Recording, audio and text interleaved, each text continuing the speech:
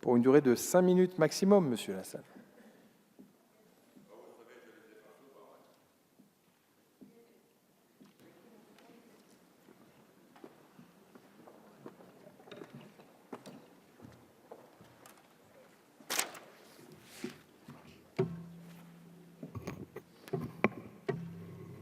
Ah oui, c'est comme ça. Bien, Monsieur le Président, Monsieur le Ministre, Mesdames et Messieurs, mes chers collègues, je ne pensais pas avoir effectivement ce temps de parole. Je m'étais préparé à mes 2 minutes habituelles. Donc, je remercie le Président qui a bien voulu me les attribuer. Je pense que ce débat tombe à point pour faire un peu le point sur ce que nous pensions acquis, dont l'immense majorité d'entre nous pense que ça fonctionne bien et dont j'ai le sentiment, depuis maintenant quelques mois, pour ne pas dire quelques années, que ça ne fonctionne pas aussi bien qu'on le pensait. Je dois d'abord parler des déplacements, parce que c'est là que tout commence, et notamment des déplacements d'office. J'ai déclenché une tornade sur les réseaux sociaux parce que j'ai fait état de mon doute quant aux pratiques qui étaient utilisées à l'occasion de ces placements d'office, et j'ai eu depuis un certain nombre de cas qui ont été portés à ma connaissance, et c'est le moins que l'on puisse se dire, qui posent quand même question. Comment qu'est-ce qui peut faire que une armada de spécialistes attendent que la maman mette le bébé au jour pour le lui arracher immédiatement? Qu'est-ce qui peut justifier que lorsqu'elle a appelé un certain nombre d'amis sur les réseaux sociaux, ces mêmes personnes attendent sa sortie de la maternité pour vite s'emparer de son enfant? Oh, je n'ignore pas les très mauvais traitements. Pire encore, ils ont été décrits avec tant de justesse par celles et ceux qui les ont vécus, et nous en connaissons tous. C'est un bonheur que de voir la force publique, la République, les prendre en charge. Mais je crois que ce texte, Monsieur le Ministre, permet peut-être une mise à plat de cette approche aujourd'hui.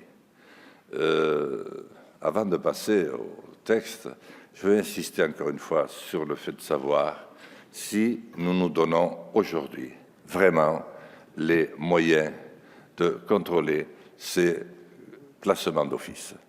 Ils engendrent aussi beaucoup de malheurs. Et on peut voir dans une même famille, brisée par la violence des temps modernes, par la violence qui s'insère partout, qui déchire tout le monde, et à plus forte raison les plus fragiles. Une maman avoir une expérience douloureuse et difficile, mais elle peut recommencer sa vie.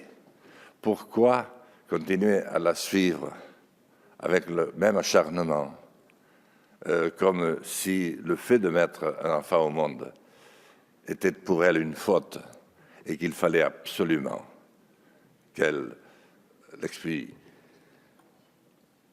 Je voudrais maintenant parler du texte qui nous réunit. Et je trouve qu'il est bon de parler des deux en même temps, parce que c'est toute cette jeunesse qui pose un grand problème pour notre avenir, parce que ces enfants sont quand même les nôtres, quelque part. Je ne sais pas quand est-ce que nous prendrons conscience, tous ensemble, du fait qu'il ne sert à rien de parler ici des heures et des heures, tant que nous n'avons pas compris que si nous n'injectons pas de l'argent dans le domaine public, eh bien, nous ne ferons rien. Nous disserterons, nous ferons des mesurettes, et le malheur continuera à s'implanter. J'ai eu à plusieurs reprises l'occasion de faire part de mes idées sur ce projet, sur cette idée, sur cette nouvelle voie. Je ne suis pas le seul. Force est de constater que ce n'est pas celle qui est retenue. Mais quand donc allons-nous ouvrir les yeux? Alors, en ce qui concerne maintenant ceux qui sont placés, mais les laisser tomber à 18 ans, mais c'est pire que tout. Ils n'ont pas acquis d'expérience, ils n'ont pas de formation. Le fait de ralentir leur accès à des centres de formation plus traditionnels, peut-être que les lycées qui pourraient être mieux adaptés à eux, n'est pas une bonne chose. Le fait que l'on ne trouve plus un maître d'apprentissage parce qu'il n'a pas les moyens de payer l'apprenti, parce qu'il n'a pas les moyens de se payer lui-même, est aussi un problème. J'ai déposé 4 amendements dans ce sens. Je voudrais simplement conclure en disant que nous avons une grande remise à plat à faire et revenir sur un certain nombre de certitudes que nous pensions acquises. Non, rien n'est acquis dans ce contexte de misère qui s'est emparé de notre pays et qui frappe bien sûr les plus faibles parmi eux. Tous ces jeunes, qu'ils soient pris dès leur plus jeune âge ou qu'ils soient lâchés dans la nature auparavant, alors que j'ai vécu, que j'ai connu des centres qui accueillaient, tels les PEP, des jeunes, il y a 15 ans encore, et qui ne les lâchaient pas, tant qu'ils n'avaient pas une situation et tant qu'ils n'étaient pas inclus dans la vraie vie active. Je vous remercie. Merci à vous, Monsieur Lassalle. La parole est à Madame Sandrine Mock pour le groupe.